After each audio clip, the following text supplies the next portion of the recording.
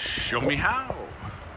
Okay, folks, thank you for stopping by. I'm going to show you how to convert old spring garage door to bifold doors. Never done it before. Coincidentally, I have almost a perfect fit. It's going to be a little tight. It's going to be tight on the sides. The bottom is about 2 inches higher, taller than the door.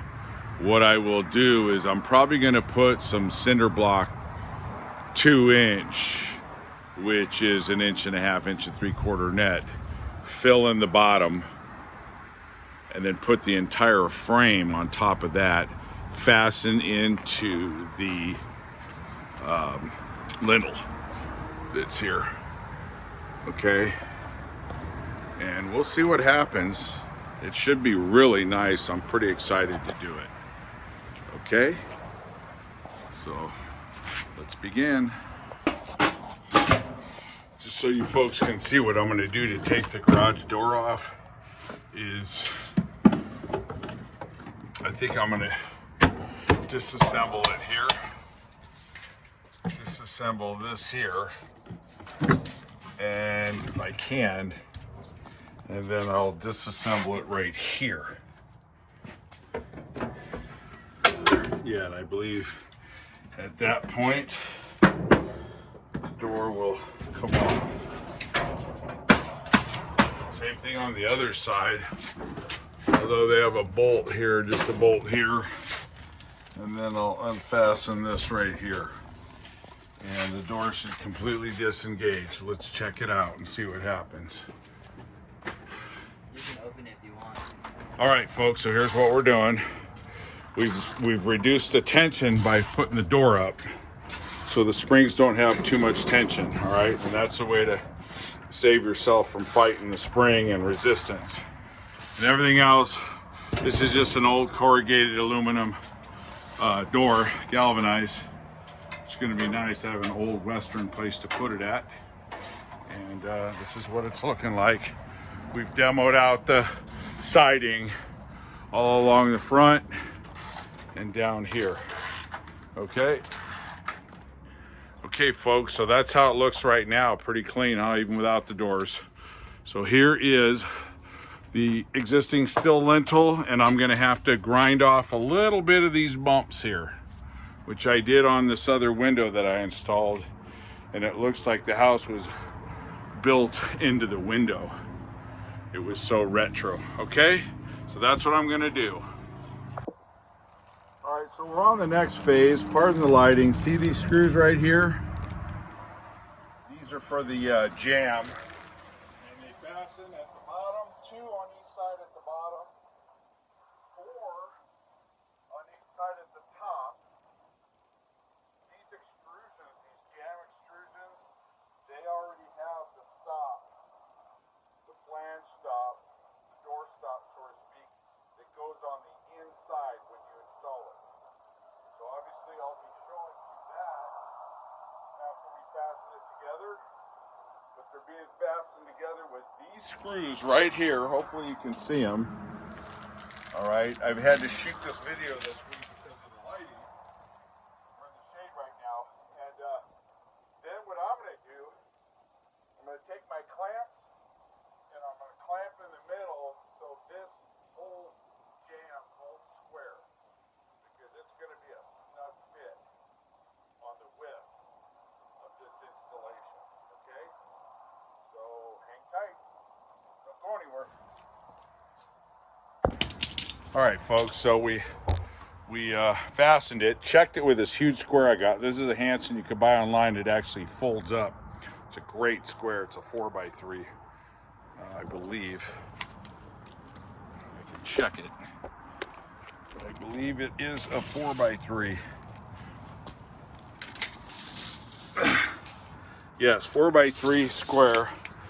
It collapses, it folds up. This is where we got. And if you want to check corner to corner, that's also a way that you could check square on your frame or anything for that matter. And I will show you that here. I'm gonna have to drop this down just a hair. Oh, we're good, I see it, yeah. All right. So you can do this, folks, if you want to go square to square, you just pull your corners like this, do both sides, and they should line up exact. You want to be exactly square, unless the frame that you're putting in has a flaw in it. So that's where we're at. We'll demo the existing opening tomorrow, and I'll show you that. Okay, folks, so what we want to do is, the best way to do this is put this caster setup, this wheel setup, put this in first. And you want your hinge, your pin side to be facing outward. And I got a little bit ahead of myself here, so that's what we're going to do right now. I did over torque these now, because I knew in case there was an issue, easy to resolve. So what we want to do is go ahead and slide these in with the hinge, the pin side facing out.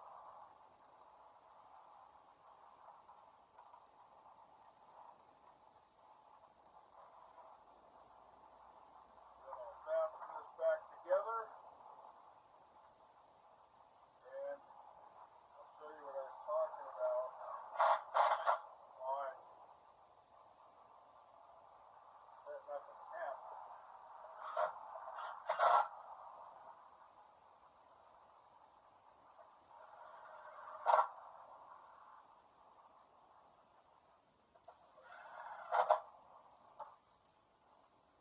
So here's these are the hinges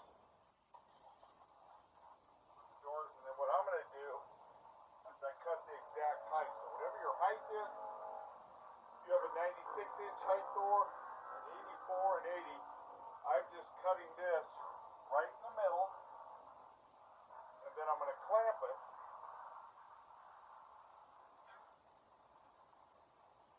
And that will keep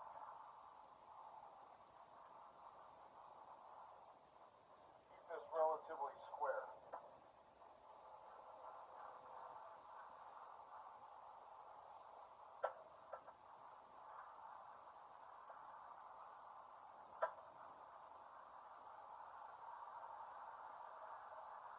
Got a tape measure tool.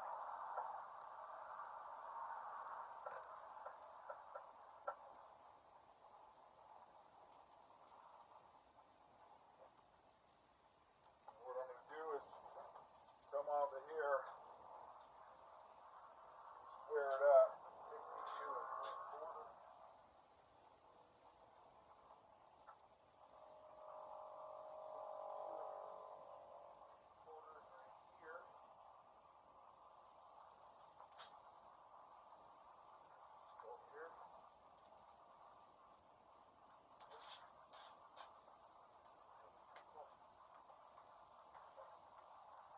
So we got one in here. Don't go anywhere. I'm not going anywhere.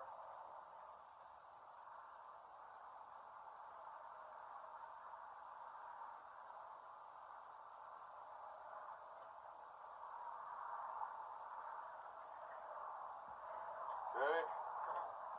So what I'm going to do is just clamp this on, folks.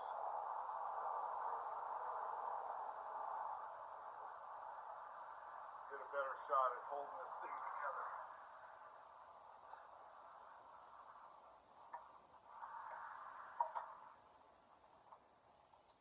It almost looks like it's beveled. It's not.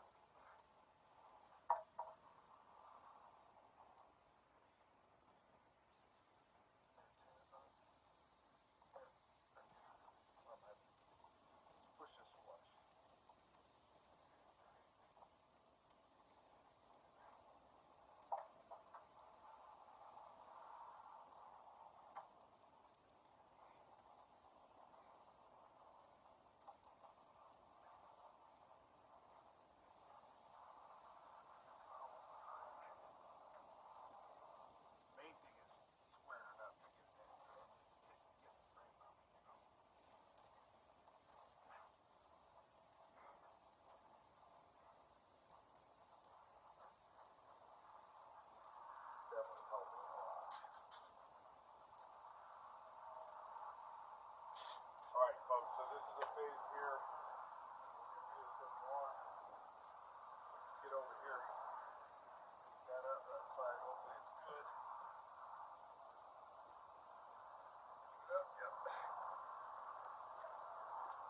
this side, folks.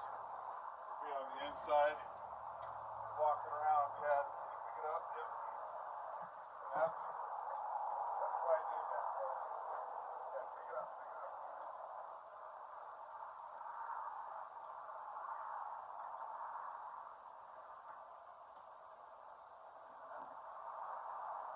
Well,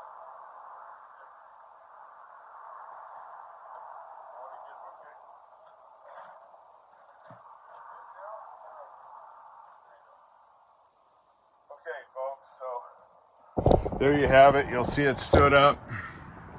And again, you see the inside has the seal here. Okay. And the bottom part you'll see it's got the, not that swivel. That bigger lip right there. Okay. We'll check back on the next phase here. All right, folks, so we're basically, this is a tough install, folks. It's in block.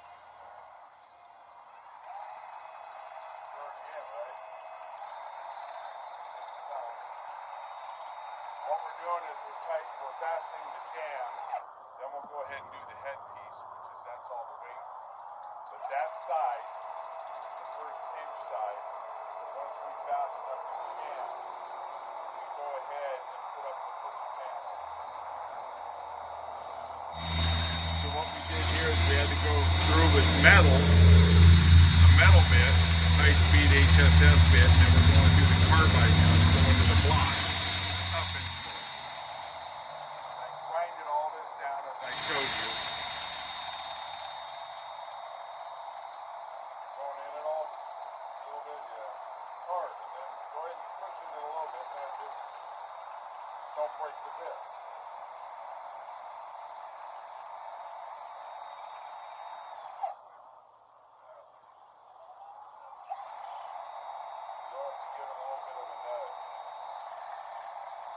What happens is it hits rocks, and the rocks are a lot stronger than the concrete. Right, so that's what's going down here, and then we'll fasten up the headpiece here. We've got some holes drilled that I'm not real happy with, but here's one right there, and then we're through the lintel, and then we'll come up higher on that. Okay, so a couple things I wanted to share with you folks is when you fill in the gaps, you're going to want to use the yellow foam because after you screw everything together and you fill it, this is more pliable. You can still be able to move it around if you so need to adjust. That's number one. So use the yellow crack filler. Number two is these little blow-up bags are great. They're like jacks, and they're great to jack your doors up. These are good for a lot of different things, especially doors that are hanging doors. So, made in Denmark, the little wind bag. I suggest you use one of these. Put it on a black block of wood, some backing, and then you just pump it up, and you can move your door up and down. So I wanted to share that with you. You have to thread these holes, which is extremely unfortunate that the Chinese cannot do that. So you're going to have to screw in a little bit, bring it out. You're basically tapping these holes that were drilled onto the doors so you can fasten your hinges. Okay? What I'll do is lock this and open this up. And I can get this other piece out here that will fasten to the next door.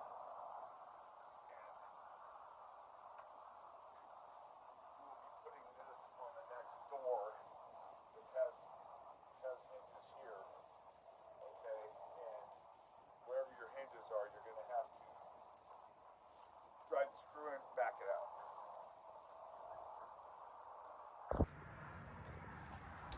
Okay, folks, so this is a grand finale. So everything is pretty tight. I put the yellow foam in that is suggested. It's a little bit pliable, which is what you want. Now I'm going to cut it out with one of those little all-cut saws. I call them paddle saws. It's like a little paddle, and it just goes back and forth, side to side. So You can cut that out, grout it in. You can grout in the corners. This is the block, the real tough job. You can grout in. You can do some grout below. I will probably caulk the sides, grout below. I may put a piece of finish metal, bronze. You can do that. Like get some, maybe even like flooring transition, just bronze. Run it all the way across. Or actually, I'm going to veneer, so I will just veneer right into that corner piece at some point in time. So here's how it works. You've got the door coming in here, opening. This is the left to right. And what I can do is show you. I'll have to come in here right now. You see my hand, forgive me. And it's going to be kind of hard to do this. And it's just wonderful. The lighting is magnificent compared to my garage. So what you do is you'll turn that lever down clockwise again as I get my leftover screws out of the way. Anyway, so that is the hinge. And this is the other hinge, the handle. Okay, the wheels are on the opposite handled hinges. Okay, the wheels for the tracks. Okay, and this is how it opens. And then you can obviously, let me try to back this up for you here.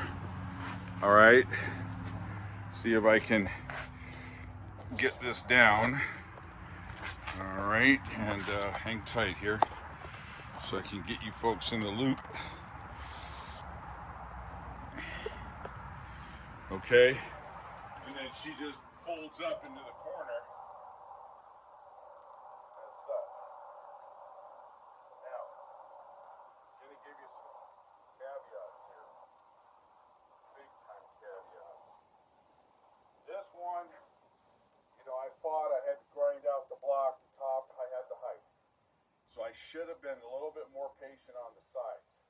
Problem is, my whole life doing finish work, everything's super tight, right? So, if you're a little bit tight on the height, you're going to get drag on the track, and they don't powder coat the track. In fact, if you look closer, you can see there's spray. So I'm going to have to come back and spray this, and I will show you. And I had a hard time getting into some of these old, this old concrete here. I might have been hitting rebar or whatnot. But I got some caps on that. That's not a problem. That's one caveat. So make sure you try not to scratch your track. And the biggest caveat, part of what I just said, is again that width. You better make sure you got a little over 144. I barely had 144. It's not quite there. So I'll show you what I did on some of these modifications. All right.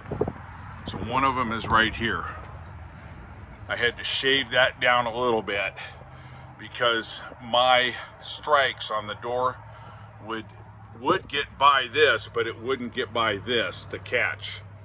All right, that grabs the strike when you throw the pin up. And then here's a couple of the holes I have to fill. I've got one screw right behind that turned out nice. And then here's a couple of the tap cons that were okay. And you'll see another hole down there. Other than that, I mean, it's pretty nice. Here's the track on what I'm talking about. That's not the track. But this is the track right there. And you can see it right in here and then right in there. So what I'll do is I'll just come back and I'll spray the track out. Not that big of a deal, but overall, oh, tremendous, folks. Absolutely wonderful. Hope you're not getting too drunk on my video here, because I have one of these I forget what it's called, but it's one of those tripods that'll follow you around, and then when you close it, you can just probably close it any way you want, but you obviously want to grab the closest handle to the hinge side and then pull that one in, pull the lever back down, and it locks.